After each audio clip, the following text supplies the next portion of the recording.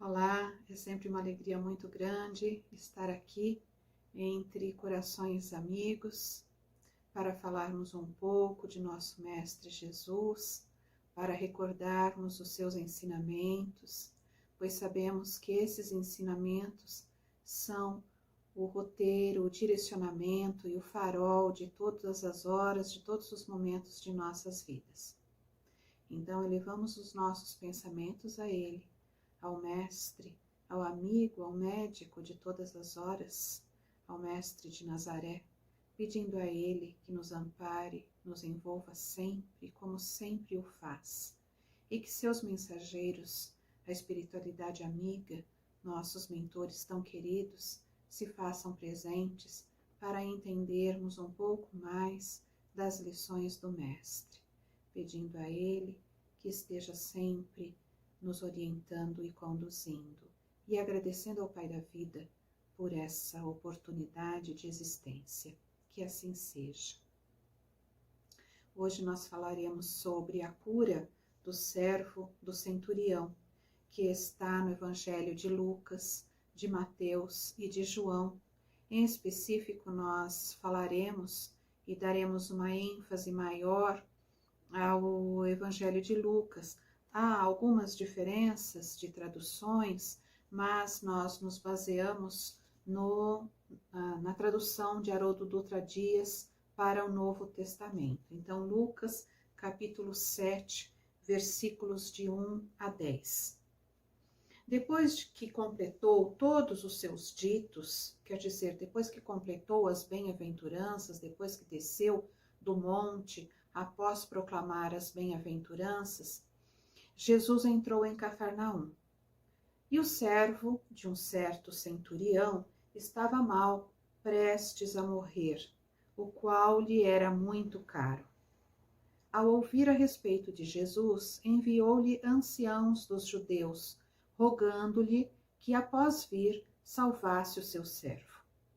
Eles, vindo até Jesus, suplicaram-lhe diligentemente, dizendo: Ele é digno de que lhe concedas isto, pois ama nossa nação, e ele mesmo edificou a sinagoga para nós. Jesus ia com eles. Não estava longe da casa, e o centurião já enviou amigos, dizendo-lhe: Senhor, não te incomodes, pois não sou digno de que entres sob o meu teto. Por isso, nem a mim mesmo julguei digno de ir até vós, mas somente se expresse por palavra, e o meu servo será curado. Pois também sou um homem colocado sob autoridade, tendo abaixo de mim soldados, e digo a este: vai, e ele vai, e a outro: vem, e ele vem, e ao meu servo: faze isto, e ele o faz. Ouvindo estas coisas, maravilhou-se Jesus, e voltando-se para a turba que o acompanhava, que o seguia, disse: Eu vos digo que nem em Israel encontrei tamanha fé. E ao retornarem para casa, os que haviam sido enviados encontraram o servo saudável. Então, essa é a passagem do Evangelho de Lucas. Quais são os elementos dessa passagem que nós podemos analisar? Falando primeiro a respeito da cidade de Cafarnaum, deveria ser uma cidade um tanto quanto populosa e de uma certa importância, devido a ali estar uma centúria. Centúria era um grupo formado de 100 soldados romanos. Àquela época, os romanos estavam dominando toda aquela região, e os judeus, naquela cidade de Cafarnaum, estavam sob o domínio dos romanos. Então, observamos aí que Cafarnaum deveria ter uma determinada importância para aquelas pessoas, para aquele povo naquela época. O centurião, por sua vez, provavelmente era uma pessoa de recursos. Isso podemos imaginar pelo fato de que ele possuía alguns servos. E pensamos também nessa situação de que Cafarnaum, por ser uma cidade já mais populosa, deveria ter médicos, e provavelmente que o centurião já havia pedido a esses médicos para cuidarem de seus servos. Nessa passagem, como em todas do Evangelho, nós sabemos as diferenças nas relações entre judeus e romanos, que não eram amistosas, porque os romanos estavam dominando, extrapolavam nas questões de imposição de impostos, queriam introduzir e marcar as suas crenças, as suas práticas pagãs para todos aqueles povos dominados, e em muitos casos de subversão eram severas as punições que eles impetravam para com o povo. Então, como entender nessa passagem o acolhimento que os anciãos demonstram pelo centurião para com essa atitude do centurião junto a querer a saúde de seu servo? E como entender também, por parte de Jesus, os elogios que ele tece nessa passagem, quando ele fala a respeito da fé do centurião? Porque esse homem, esse centurião, arriscou toda a sua reputação, já que era um representante do Império Romano, para pedir ajuda ao Nazareno, que até então era tido como alguém que não deveria ser seguido. Assim era pelos romanos. O que é que realmente levou esse centurião? Quais são os sentimentos que levaram esse homem a se humilhar e pedir pela vida de seu servo? Mesmo porque sabemos que os servos, os escravos daquela época, eram tratados como animais. E o que leva essa pessoa a arriscar tudo, toda a posição que ele possuía frente às centúrias, se arriscando então por pedir, por fazer uma intercessão pela saúde desse servo. Em Lucas, ainda voltando um pouco em Lucas capítulo 7, como disse no versículo 3, nós temos algo muito interessante. Ao ouvir a respeito de Jesus, enviou-lhe anciãos dos judeus, rogando a Jesus que após vir salvasse o seu servo. Quer dizer, os conquistados, que eram os judeus, o povo conquistado, foi interceder junto a Jesus pela vida do servo e pela atitude desse centurião, desse representante do governo romano. E logo em seguida nós temos, eles, vindo até Jesus, suplicaram-lhe, dizendo: ele é digno de que lhe concedas isto, pois ama a nossa nação. Então vemos por aí que ele gozava de simpatia por parte dos judeus, porque em verdade ele respeitava suas crenças, respeitava suas tradições, ao ponto de mandar construir uma sinagoga. No versículo seguinte nós temos: Jesus ia com eles, não estava longe da casa, e o centurião já enviou amigos dizendo-lhe: Senhor, não te incomodes. Essa expressão Senhor demonstra o quanto o centurião já sabia do valor, do poder, dos valores morais de Jesus Cristo. E na sequência ele coloca: não sou digno de que entres sob o meu teto. Então ele apresenta esse sentimento de humildade para com Jesus, se colocando realmente como alguém que necessitava e que sabia do poder e sabia da superioridade moral de Jesus. Reconhecia então em Jesus esse poder moral. E aí, na continuação, ele diz: também sou um homem colocado sob autoridade, tendo abaixo de mim soldados, e digo a este: vai, e ele vai. Significa que ele sabia já por aquelas situações todas de ouvir as curas de Jesus e talvez de saber de suas palavras nas pregações, ele tinha total confiança de que Jesus também possuía os seus soldados e que Jesus, dando uma ordem a esses soldados, a esses trabalhadores do plano espiritual, eles iriam até aquela criatura que estava doente e fariam o melhor possível por ela. Então ele sabia que o plano espiritual obedecia a Jesus. O que nós podemos pensar, analisar e refletir sobre essa passagem, trazendo um pouco para os nossos dias? Então, essa passagem nos fala em muitos momentos de solidariedade, né? Do quanto as diferenças podem ser ultrapassadas na intenção de socorrer alguém. Na medida em que os judeus sabiam dos valores morais também do centurião, demonstraram solidariedade para com ele.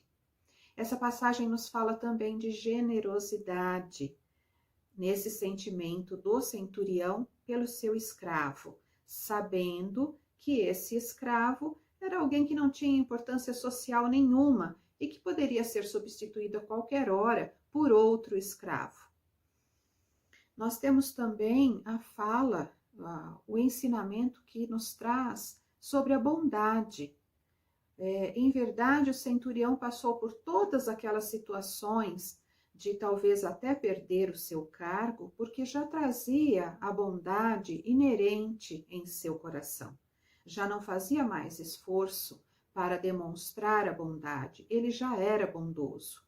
E aquela vida, mesmo sendo de um escravo, ele sabia que era, sim, importante. Essa passagem também nos fala sobre respeito, quanto às escolhas das religiões de cada um, e na medida em que o centurião representava o poderio romano sobre aqueles homens, sobre o povo judeu que estava ali dominado, mas ele respeitava aquele povo, ele respeitava as tradições daquele povo, a religião, a crença daquele povo, e demonstrou isso na forma da construção de um templo religioso para eles, para aquele povo subjugado ao poderio romano. Essa passagem também nos fala sobre a importância do trabalho no bem. Quer dizer, o centurião, pela sua bondade, ele colhia a fraternidade, ele colhia a solidariedade, ele colhia a gratidão dos judeus que foram intervir junto a Jesus. Então, resumindo, essa passagem nos traz de forma bem marcante o valor da intercessão, o poder da fé, essa fé que foi trabalhada, que foi alicerçada por tudo aquilo, com certeza por experiências várias que esse centurião passou e que todas essas experiências culminaram com a fé absoluta no poder de Jesus Cristo. E esse valor da intercessão, ele é atemporal, ele funcionou no passado, na época que nos reportamos agora, mas também ela está em nós, está ao nosso alcance hoje. Muitas pessoas acreditam que não há necessidade de pedirmos por um outro, porque, acreditam alguns, isso de nada vale. Essa história nos traz essa importância de nos colocarmos intercedendo por alguém, na medida também de que essa lição nos fala sobre apreço, e para pedirmos, para fazermos a intercessão por alguém, o apreço também, além da fraternidade, da bondade, da solidariedade, precisa estar presente em nossos sentimentos e em nossas atitudes. Quando nós vemos que o centurião pede aos judeus para procurarem Jesus, nós não observamos Jesus sendo aquela pessoa egoísta. Não, eu vou curar somente aqueles que fazem parte das pessoas com as quais eu convivo. Não houve humilhação por parte de Jesus para com o centurião, colocando a ele que ele não era da mesma crença, ou não era do mesmo povo, ou não cultuava as mesmas tradições. Não vemos isso da parte de Jesus, assim como não vemos dos anciãos judeus. Essa passagem também nos fala, e principalmente, sobre a gratidão. Aqueles que foram até Jesus demonstravam esse sentimento quando dizem que o centurião era digno do merecimento daquela intercessão. Nos fala também sobre a sublimação de diferenças. Eles passaram por cima das diferenças religiosas, das diferenças de pátria, e foram interceder por um ser humano, independente do que fosse, de que categoria fosse, se escravo ou um povo dominado ou um povo dominante, não importou para eles. Então, quando essa passagem nos fala sobre intercessão, nós podemos pensar também ao longo de nossa existência já tão antiga, quantas vezes recebemos a intercessão de alguém por nós? Ou talvez quantas vezes nem soubemos que houve a intercessão? Quantos amigos do plano espiritual estão trabalhando junto a mentores, a benfeitores, para que nós possamos, entre aspas, dar certo nesta presente encarnação, nesta presente oportunidade? Quantas pessoas colocaram a mão no fogo por nós em tantos e tantos momentos, dizendo, não, dessa vez vai dar certo? Não sabemos. O que sabemos é que sofremos a intercessão e podemos fazer essa intercessão e devemos fazer independente de qualquer condição. Emmanuel, no livro Pão Nosso, no capítulo 17, sobre intercessão, ele nos diz mais ou menos o seguinte: o homem custa a crer na influenciação das ondas invisíveis do pensamento. Então, quando fazemos uma intercessão através do pensamento, quando pedimos a Deus, a Jesus, aos anjos de guarda, aos mentores, por alguém através do nosso pensamento, muitos acreditam que não vale de nada. Mas ele continua dizendo, contudo, o espaço que nos cerca está cheio de sons que nossos ouvidos materiais não registram. O que isso significa? Significa que nós podemos, devemos e recebemos intercessão. Devemos fazê-la porque com certeza também somos envolvidos por ela. Então fica a reflexão para o dia de hoje, em que medida nós estamos agindo, principalmente agora, nessas épocas de tantos desafios, de tantas turbulências, em que medida estamos agindo com a verdadeira religiosidade. A verdadeira religiosidade e a verdadeira bondade, fazendo, praticando a intercessão por qualquer pessoa que seja, independente de quaisquer condições. Fica essa reflexão então para hoje e vamos lembrando que a obra de Deus, a obra com o Pai da vida, é uma obra baseada na fraternidade.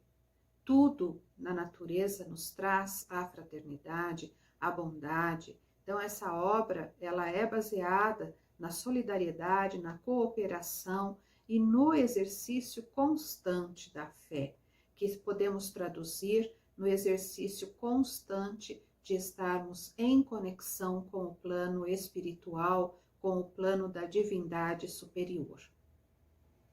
Fica então a mensagem dessa passagem da cura do centurião que houve, foi uma cura à distância, acredito que seja uma das poucas curas à distância registradas, claro, houve infinitas ao longo do tempo, mas registradas nos evangelhos são poucas as curas à distância, e nós vemos a capacidade de amor, de bondade infinita do Cristo de Deus. Que Ele então nos acolha, nos envolva e vamos pedindo a Ele que nos ajude a sermos sempre com Ele, tanto quanto Ele é conosco, independente de quaisquer condições, como já disse. Que a luz do Mestre seja sempre, então, o farol a iluminar os nossos passos, a iluminar os nossos pensamentos e a aquecer os nossos corações. Muita paz a todos, que Deus continue a abençoar todo o universo. Que assim seja.